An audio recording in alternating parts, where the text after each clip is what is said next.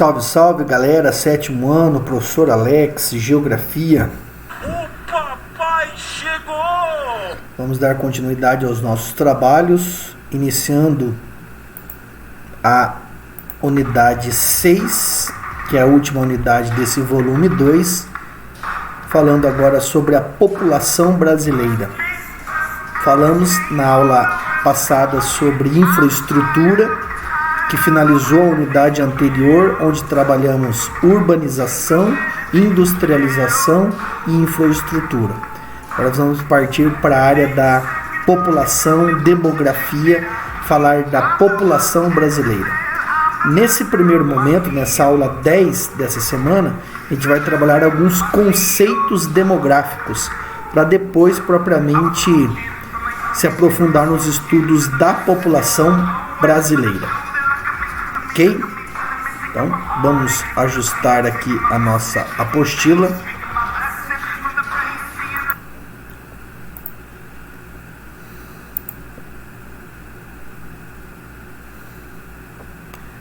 Ajustando o nosso conteúdo na página 38 desse volume 2. Nós vamos dar início aos estudos dessa unidade. Na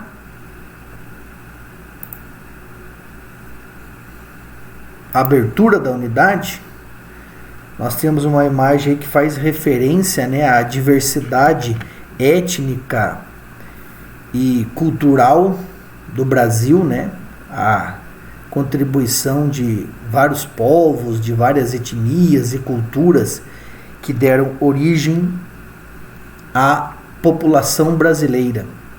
O Brasil é reconhecidamente um país multicultural, além de um dos mais populosos do globo. A formação de sua população deu-se por meio da combinação de diferentes culturas e etnias no decorrer do tempo.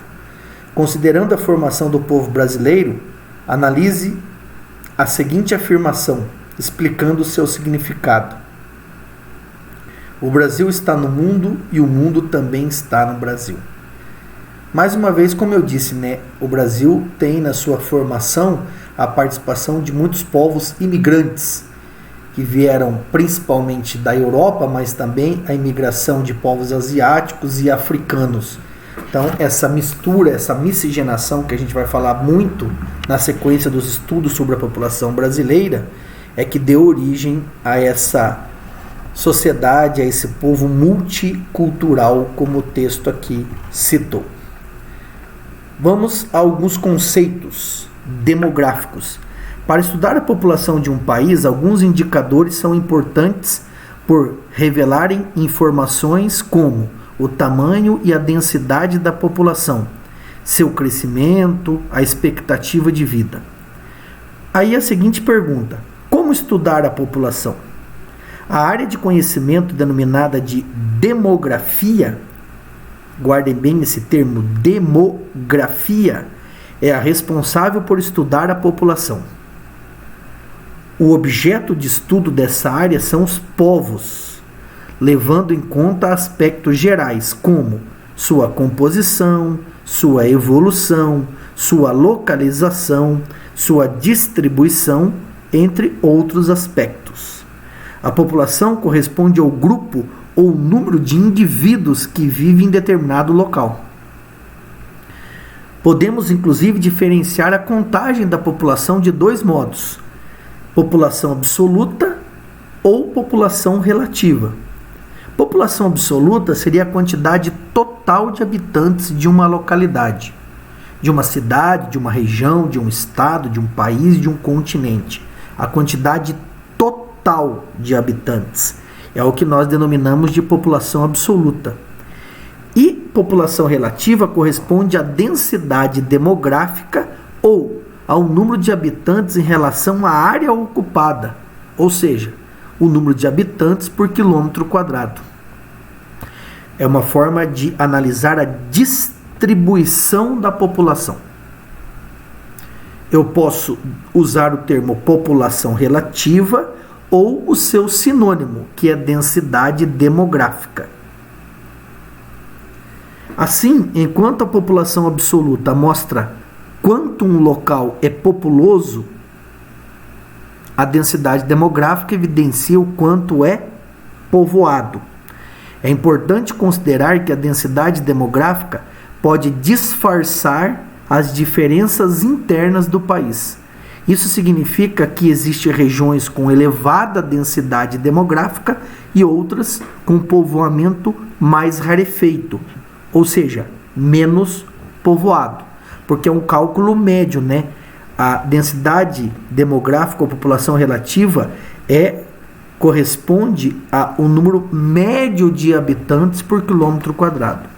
O último censo demográfico realizado pelo IBGE em 2010 era para ter sido realizado esse ano, já estar sendo realizado o censo de 2020, mas por conta da pandemia o censo por hora está adiado. Demonstrava que a população brasileira era de 190.755.799 habitantes. Então, esse é o valor total, é a população absoluta do Brasil, segundo o último censo lá em 2010. Claro que nos últimos 10 anos a população brasileira aumentou, cresceu. Segundo estimativas, ou seja, estudos, em 2017 esse número já ultrapassava os 207 milhões de habitantes, o que classifica o país como a quinta maior população absoluta do mundo. Hoje, as estimativas em 2020 apontam para uma população total do Brasil de mais de 212 milhões de habitantes. E o Brasil continua sendo o quinto país mais populoso do mundo. Por curiosidade, o mais populoso é a China, o segundo é a Índia, o terceiro é os Estados Unidos, o quarto a Indonésia e o quinto o Brasil. O quinto país mais populoso do mundo. Significa o quê? Que o Brasil tem a quinta maior população absoluta entre os países do mundo. Aqui uma demonstração de como se faz o cálculo da densidade demográfica, né? Pega o valor total, ou seja, a população absoluta, e divide pela área. Lá em 2010, a população total do Brasil era de 190.755.799. E a área territorial do Brasil, que não mudou, continua sendo 8.515.777 km². Efetuando a divisão, nós teríamos então uma densidade demográfica ou uma população relativa de 22,4 habitantes por km². Esse valor atualmente é maior. Ele está próximo dos 25 habitantes por km². Por quê? Porque justamente a população absoluta do Brasil aumentou nos últimos 10 anos. O censo demográfico ou recenseamento, o que seria? É uma pesquisa realizada pelo IBGE, Instituto Brasileiro de Geografia e Estatística, realizada em geral a cada 10 anos, com o objetivo de reunir informações sobre a população do país. O primeiro censo do Brasil foi realizado em 1872. O IBGE também faz contagens populacionais, as quais deveriam ocorrer no intervalo dos censos. A contagem populacional abrange todo o território nacional, porém as coletas de informações são mais simples. Os censos são muito importantes, pois mostram o perfil populacional brasileiro e divulgam informações sobre o crescimento econômico e sobre as mudanças nas condições sociais. Esses dados tornam possível fazer um mapeamento das regiões que precisam de mais investimentos para os governos planejarem adequadamente suas ações. Pelo menos na teoria, deveriam, os governos planejarem as suas políticas governamentais de acordo com os dados fornecidos por essas pesquisas, por esse levantamento. Como dito aqui, que no caso do censo demográfico ou recenseamento é realizado no intervalo de cada 10 anos. Esse ano de 2020, como eu já comentei, é o ano em que deveria estar acontecendo essa grande pesquisa. Por hora, adiada por conta da pandemia. Além da população relativa e absoluta, existem indicadores importantes que servem para caracterizar as condições da população brasileira. Entre eles temos a estrutura etária, a expectativa de vida, a taxa de natalidade, a taxa de mortalidade e o crescimento natural e vegetativo. Então vamos começar por esses importantíssimos indicadores. Expectativa de vida. Expectativa ou esperança de vida corresponde a uma média estatística de longevidade. Simplificadamente, seria o número de anos que se espera que vivam, em média, os recém-nascidos de um local ou país em data determinada.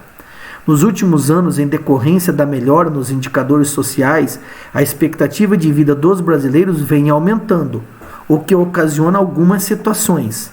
Se por um lado evidencia uma evolução nos setores de saúde, por outro, exige planejamento por parte dos governos.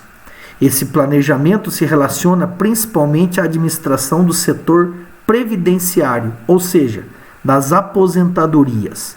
Vários países, inclusive o Brasil, têm tomado medidas nos últimos anos para retardar a aposentadoria das pessoas, já que estas, em média, estão vivendo mais. Foi justamente o que aconteceu no ano de 2019, quando o governo aprovou a reforma da Previdência, ou seja, mudou as regras, para que as pessoas se aposentassem no Brasil.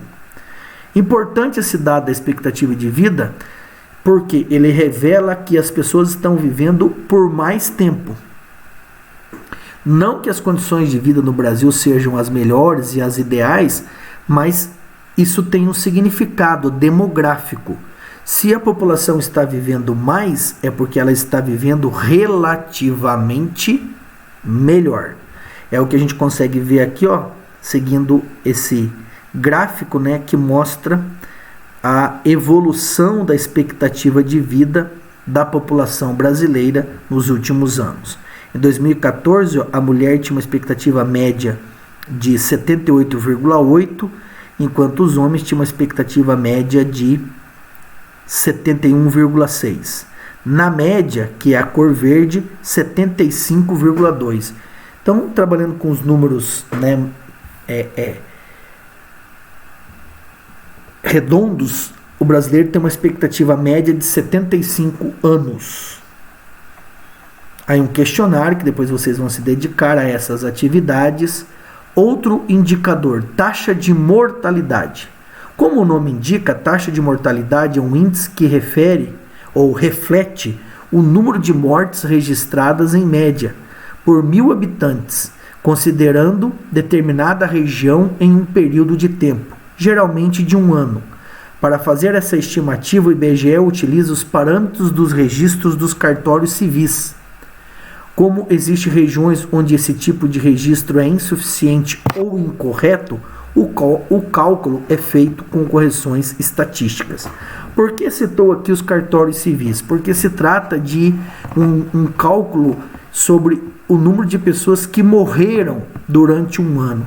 E quando uma pessoa vem a óbito, é necessário fazer um documento nos cartórios civis, que é o atestado de óbito. É onde é feita a coleta desse dado para saber o número de mortes naquela cidade, naquela região, naquele estado, em um determinado período. De acordo com o IBGE, a taxa bruta de mortalidade do Brasil em 2015 foi de 6,8 falecimentos para cada grupo de 1.000 habitantes. 6,8 por 1.000. Importante vocês ficarem atentos a esse símbolo aqui, ele é um pouco diferente daquele que vocês estão acostumados, de porcentagem. Nesse caso, a taxa de mortalidade é calculada para cada grupo de 1.000 habitantes. Então, quando eu digo que a taxa de mortalidade foi de 6 por 1.000, significa que para cada grupo de 1.000 habitantes, morreram 6 durante um ano. Trata-se de um importante indicador, pois fornece indícios sobre as condições de saúde, bem como dados sobre a violência nos estados e municípios. Além da taxa de mortalidade ampla e proporcional por idade, existe outro importante indicador social, a taxa de mortalidade infantil. A taxa de mortalidade infantil corresponde ao número de óbitos, mortes, de crianças menores de 1 ano de idade, a cada 1.000 nascidas vivas de uma população que vive em determinado espaço. Existe também a taxa de mortalidade infantil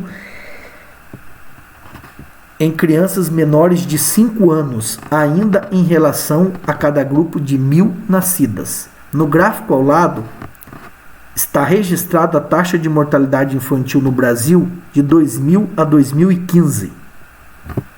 Observe que há uma redução, porque em 2000 essa taxa de mortalidade era de 29,2, né, por 1.000 e caiu para 13,8 por 1.000 em 2015. Observe que há uma redução da taxa de mortalidade infantil ao longo dos anos, fato decorrente das mudanças socioeconômicas que aconteceram no país. Porém, ainda assim, os números são elevados quando comparados aos de outros países desenvolvidos, onde a taxa de mortalidade infantil é bem menor. Taxa de natalidade. A taxa de natalidade corresponde ao número de nascimentos a cada 1.000 habitantes em determinado espaço durante o período de um ano. O aumento ou a redução nessas taxas estão associados a indicadores sociais e econômicos. Geralmente são mais elevadas onde as pessoas têm piores condições de vida e mais baixas onde as condições são mais favoráveis. É uma realidade. As populações mais pobres acabam tendo mais filhos e as populações mais favorecidas, as camadas mais favorecidas da população brasileira, em média, têm menos filhos. As alterações nas taxas de natalidade estão associadas à maior inserção, ou seja, maior participação da mulher no mercado de trabalho, à urbanização, à acessibilidade a métodos contraceptivos e à maior participação no planejamento familiar, principalmente a participação cada vez maior da mulher no mercado de trabalho. Quanto mais envolvida com o mercado de trabalho as mulheres estão, menos filhos elas acabam tendo, até por uma questão de disponibilidade de tempo. Crescimento natural ou vegetativo. Crescimento natural ou vegetativo é a diferença entre a taxa de natalidade e a taxa de mortalidade, expressa em percentual. Então agora não é mais por 1.000, mas sim por cento. Em 2000 no Brasil a taxa bruta de natalidade era de 20,86 por 1.000, a taxa de natalidade, e a taxa bruta de mortalidade de 6,67 por 1.000. Ou seja, 20,86 menos 6,67 dá 14,19. Como os valores anteriores são expressos por 1.000, basta dividi-lo por 10 para expressar em porcentagem. Assim, no ano de 2000, a taxa de crescimento natural do Brasil era de 1,4%. Só reforçando, as taxas de mortalidade e natalidade são calculadas para cada grupo de 1.000 habitantes ao ano. Por isso que elas recebem esse símbolo aqui, ó, por 1.000. Já a taxa de crescimento natural vegetativo é por cento. Significa que para cada 100 habitantes do Brasil, aumentou 1,4 a cada ano, por ano, né? Sendo assim, a gente fez uma rápida, porém importante, fala sobre alguns importantes indicadores demográficos: população absoluta, número total de habitantes; população relativa, número de habitantes por quilômetro quadrado; censo demográfico, uma pesquisa realizada no intervalo a cada 10 anos para obter informações e traçar um perfil da população brasileira, e serve para que os governantes planejem melhor as suas ações. Expectativa de vida é o número médio de vida, de anos de vida de indivíduos de uma população. Pode ser também chamado de esperança de vida ou longevidade. A expectativa de vida média do brasileiro hoje é de 75,2 anos, na média. Taxa de mortalidade, número de indivíduos que vêm a óbito, morrem, calculado para cada grupo de 1.000 habitantes ao ano. Taxa de mortalidade infantil, número de crianças que morrem antes de completar 1 ano de idade. Taxa de natalidade, número de nascimentos para cada grupo de 1.000 habitantes ao ano. E crescimento natural vegetativo seria a diferença entre as taxas de natalidade e de mortalidade.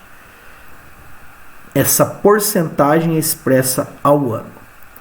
Sendo assim, em 7º ano, a gente tem aí o início dos trabalhos relacionados a esse nosso novo capítulo, esse novo assunto, esse novo tema, população brasileira.